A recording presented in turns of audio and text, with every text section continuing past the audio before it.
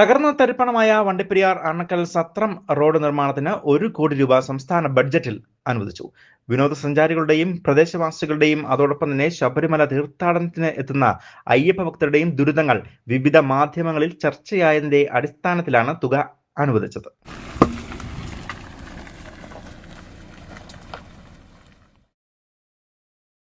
Rainbow news വാർത്തകൾ നിങ്ങൾക്കായി അവതരിപ്പിക്കുന്നത് കോട്ടയം കട സിൻസ് 1950. പരിശുദ്ധ സ്വർണം വിശ്വസ്ത കരങ്ങളിലൂടെ. ആ ഷോപ്സ് കട്ടപ്പന, ചെറുതോണി, അടിമാലി, നെടുങ്കണ്ടം, രാജാക്ക.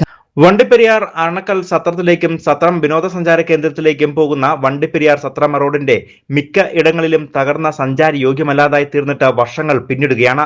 ശബരിമല പരമ്പരാഗത കാനനപാതയായ സത്രം വഴി ശബരിമല ദർശനത്തിന് പോകുന്ന അയ്യപ്പ ഭക്തരുടെ വാഹനങ്ങളും നിരവധിയായ വിനോദസഞ്ചാരികളുമായി എത്തുന്ന വാഹനങ്ങളും സർവീസ് ബസ്സുകളും സാധാരണക്കാരുടെ വാഹനങ്ങളും ദുർഘടപാതയിലൂടെയാണ് കടന്നു പോകുന്നത്.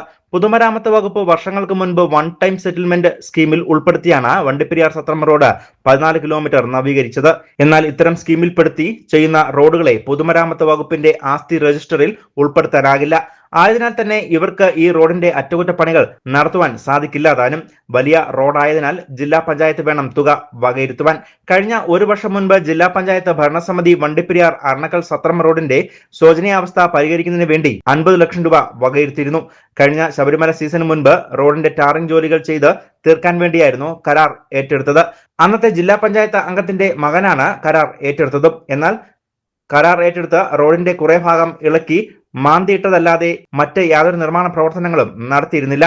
ഈ റോഡിന്റെ പ്രാധാന്യം ശബരിമല സീസൺ അയ്യപ്പ ഭക്തരും നിരവധിയായ വിനോദസഞ്ചാരികളും ദിനം സഞ്ചരിക്കുന്ന പാതയാണ്.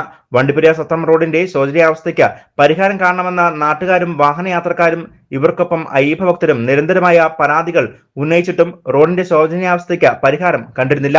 ഇതിനിടയിലാണ് സംസ്ഥാനത്തെ ഭരണമാറ്റം ഉണ്ടാവുകയും പീരുമേട് MLA അഡ്വക്കേറ്റ് സിറേഖ് തോമസിനെ തെരഞ്ഞെടുക്കുകയും ചെയ്യുന്നത്. 5 കോടി രൂപ അനുവദിക്കണമെന്ന് ആവശ്യപ്പെട്ട റോഡിന്റെ നിർമ്മാണ പ്രവർത്തനങ്ങൾക്ക് ആദ്യം 1 കോടി രൂപയാണ് സംസ്ഥാന ഗവൺമെന്റ് വകയിരുത്തിയത്.